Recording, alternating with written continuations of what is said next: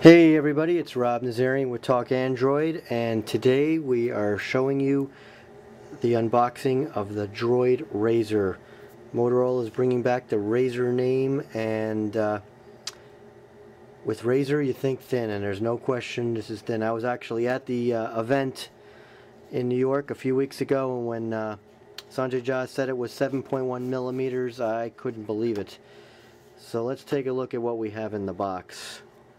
It's a small box as well, and of course we have the phone, and don't think we're going to find anything extraordinary inside. We're going to find the USB cable and plug, and the SIM card, which is already in the phone, and instructions. So nothing major there. Now this phone has a Kevlar coating. Like I said, it's 7.1 millimeters thick, and this back is really nice. It's not slippery, and it's easy to the hands. And then look at this, how thin this is. It's unbelievable. 7.1 millimeters. I don't know how they got it all into this phone. I really don't. Obviously it gets a little thicker here for the camera. It's 8 megapixel shooter in the back. You have your power button here, and over here is where the SD card goes. It's not easy to open that up, which is probably a good thing. SD card and the SIM for the 4G is in there, and you have your volume on the side.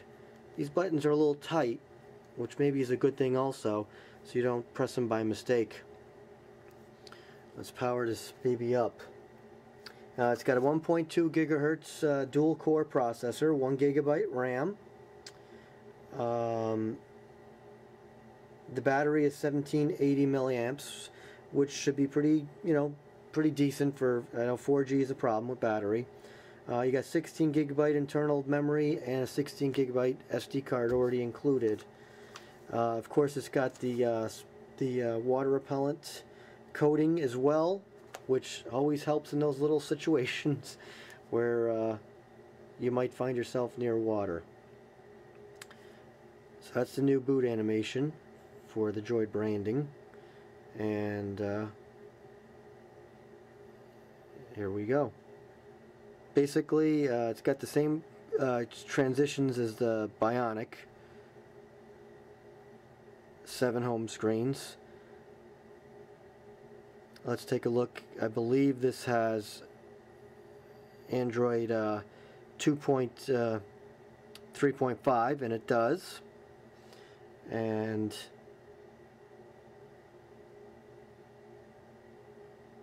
the build date is October 26th, so it's fairly new there, as the phone's just being released today,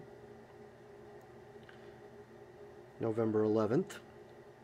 Let's take a look at what we have for apps. We're going to have your usual Verizon bloatware in here. You got your Blockbuster, your Amazon Kindle. You have a device set up here. Files. Now this is going to include right here MotoCast, which lets you sync with the computer at your home. Of course, that computer has to be on all the time, and you will be able to play video, pictures from that computer at any time, which is a really nice feature built in here. Of course, I'm not going to go through the setup now, but there is a setup there.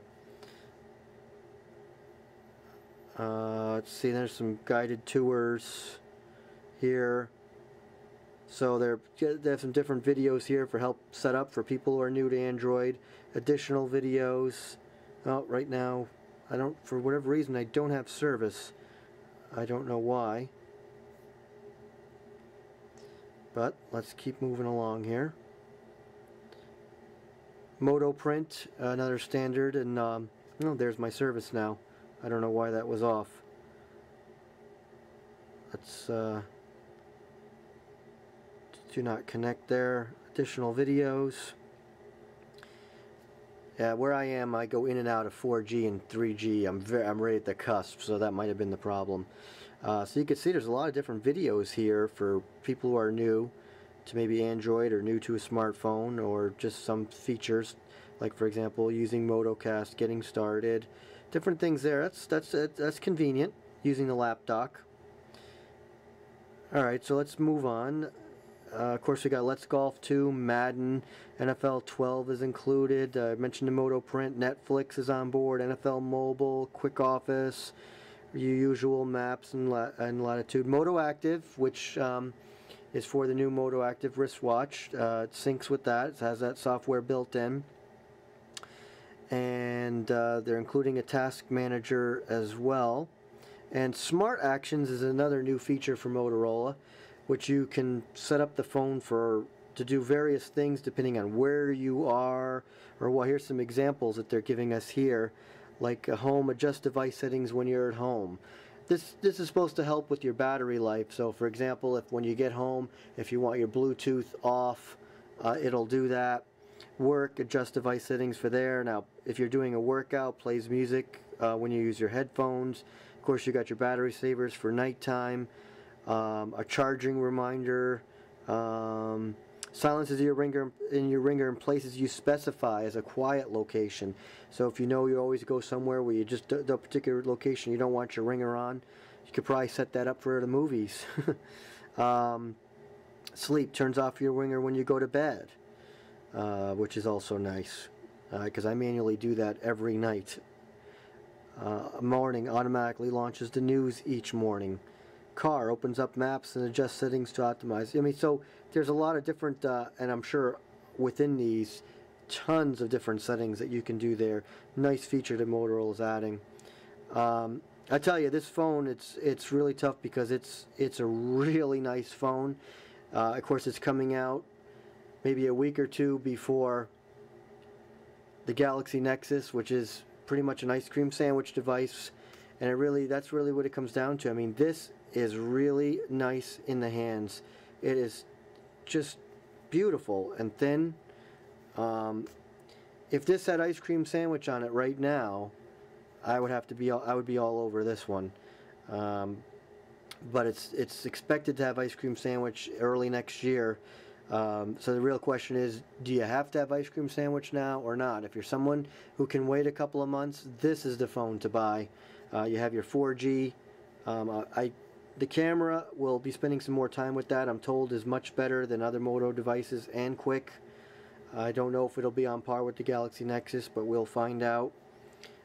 So I'm going to definitely spend some more time with this phone, and I can't wait because it looks and feels absolutely stunning. So look for a more in-depth review. Until then, this is Rob Nazarian with Talk Android.